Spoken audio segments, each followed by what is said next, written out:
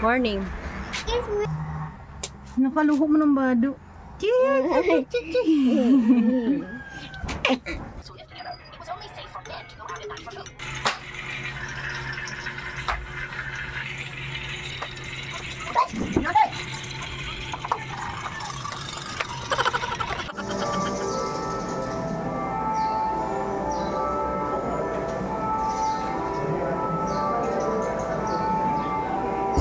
Panibagong araw, panibagong vlog. Welcome na naman ulit sa ating channel. So at dahil linggo ngayon, kaya magsimba tayo. Maaga talaga kami nagigising pag linggo at sinisipag magsimba. Ayan na si Inday, rarampa na. Alas 8 kasi yung simba dito sa amin, kaya ayan, maaga talaga magising no. At si Ate Drumby lang yung kasama ko magsimba. Dati kasi ako lang mag-isa, kaya ngayon pinasama ko na siya. Buti na lang talaga ay sinamahan din niya ako. Tapos si Alter guys, ayaw niyang sumama, kaya yun nagpaiwan na, pero gising na yan siya dyan.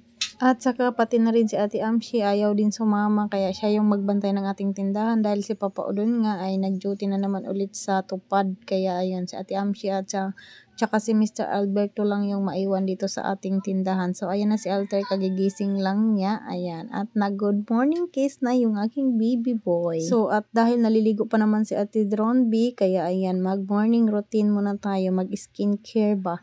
Ayan yung ating ginagamit na toner is yung Hamisan toner. Maganda siya guys no, dahil hindi siya mahapdi sa muka. Para lang siyang tubig at pwede to sa mga buntis. Lahat ng aking mga ginagamit ay pwede sa buntis, kaya hindi siya matapang sa pagmumukha natin at hindi masunog talaga yung mukha natin no. Kaya ayan na lang talaga yung aking ginagamit kasi nga pwede siya sa buntis at talagang hindi siya nasusunog yung mukha mo. Para lang siyang tubig. Ganyan. Tapos yung sunod naman is yung serum. Ayan, pati yung serum na ito ay pwede rin ito sa buntis. Kaya ayan, kung gusto nyo rin, ay ilalagay ko na lang sa sa comment section yung link guys, kasi sa TikTok ko lang to siya nabili. Marami na rin kasi ngayon yung mga piki, kaya pag gusto nyo rin bumili, ilalagay ko na lang sa comment section yung link. Tapos yung serum natin guys, tinanggalan ko talaga yan siya ng yung parang cover ba niya para makikita ko kung marami pa ba o konti na lang, kasi is pag konti na lang mag-order agad tayo, ayaw natin na maubusan. Tapos ayan, pinapaano ko yan siya sa ating mukha bago natin lagyan ng Elite BB Cream. Hamisan din yan siya. Pwede rin siya sa buntis, yung ating sunscreen. So ayan, si Ate Amshi ay napakaano talaga yan. Inaano niya talaga yung kapatid niya no, kaya yun, narinig niyo yung iyak-iyak ni Alter. So ayan na siya guys no, nilipat lang natin yung ating camera para kitang-kita niyo talaga na yung ating sunscreen ay para lang talaga siyang pulbo. O diba? Para ka na rin nagpulbo pero may SPF 50 siya, diba? Ayan, maganda siya at ano yung na-order natin, hindi talaga siya piki, no? Dahil ayan, tingnan mo yung aking pagmumukha. Kitang-kita na naka-sunblock at parang nakapulbo ka. Kaya kung gusto nyo rin mag-order, nasa comment section ang link. So, ayun lang yung nilalagay ko guys, no? Pagkatapos natin maglagay ng ng sunblock, syempre mag-lipstick. Pagkatapos naman natin mag-lipstick, magkilay. O, tapos na, yun lang. Yun yung lilalagay natin sa ating pagmumukha. Wala nang mga ano-ano dyan. Pero meron yung Hamisan na blush on. Hindi ako naglagay. Tapos yung shimmer ba yung tawag doon? Yung parang pagkintab sa mukha. No? Hindi ako naglagay kasi pag mamaya na lang ako maglalagay pag papunta na kami sa Catbalhogan. So ayan, hinanap ko nga yung aking pangkilay. Kinuha pala ni Ate Drumby, kaya nahuli yung ating pangkilay. Inuna ko yung lipstick. Tapos meron din silang serum guys. No? Maganda rin yung serum nila. Kaya ilalagay ko na rin dyan sa comment section. Pero yung lipstick ni Ate Drumby ay hiniram ko at trinay ko nga yung kanyang lipstick. So maganda naman. Hindi ako nagamit ng serum. So mayroon din yung serum yung yung Hamisan. Maganda rin yun ilagay sa mukha. So ayan. So ayun. Nakakilay lang tapos lipstick agad. So ayan, at nandito na tayo sa simbahan. Fast forward na tayo.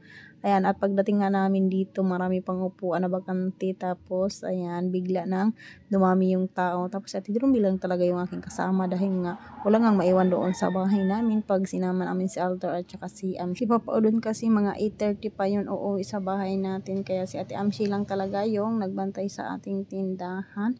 Ayan nga, pagkatapos nga namin magsimba ni Ate Drumby, nagdiretso na kami papunta ng Catbalhogan dahil nagsasabi siya sa akin na wala daw siyang daly shoes. Kaya ayan, Nagsaglit lang kami dito sa metro pagkatapos namin bumili ng kanyang sapatos, yung dalshoes para sa kanyang graduation ay umuwi agad kami. At buti na lang talaga may sale pa sila. Ayan, nakuha lang namin yung sapatos niya ay 699. Tapos ako naman, nagsukat-sukat lang ako ng tsinelas, no? Pero hindi rin ako bibili guys kasi meron naman akong isusukot. Si Ate Drunby na lang talaga yung bibilhan ko. Tapos si Ate Amshi, binilhan ko na rin kasi merong nag-sale dyan na dalshoes na tag 200 pesos na lang. Kaya ayan, binilhan ko na lang din si Ate Amshi para hindi naman yun magtampo. Kasi minsan si Ate Amshi talaga nagtatambo or naiinggit talaga yan siya kay ate niya. Kasi hindi daw siya binibilhan. Kaya ayun, binilhan ko na yan siya. No? At marami pang sale ngayon guys. Kaya ayun, napabili na ako. Tapos bigla namang umulan nung nandito na kami sa jeep. Kaya ayan, buti na lang nakasakay agad kami sa jeep, pauwi na kami. O siya, hanggang dito na lang muna yung ating video. Thank you for watching. God bless us all at happy Sunday everyone. Bukas naman ulit. Bye-bye. Hanggang dito na lang. Paalam.